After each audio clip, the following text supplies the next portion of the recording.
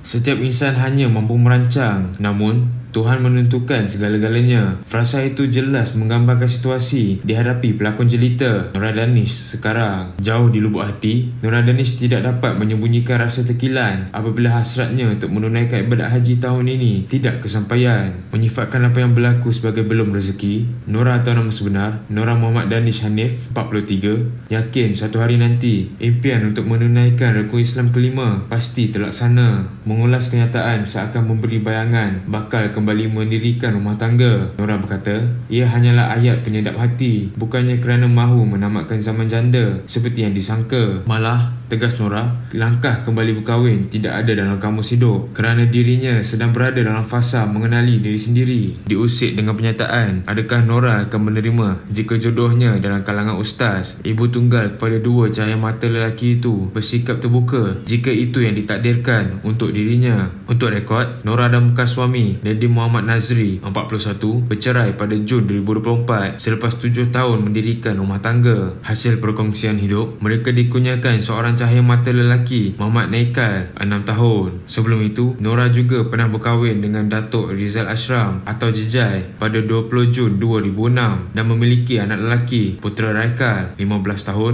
sebelum bercerai pada 2008. Jangan membuat sebarang spekulasi yang boleh mencetuskan kontroversi. Apapun, diharapkan semoga impian Nora Danish untuk menunaikan ibadah haji pada tahun akan datang tercapai.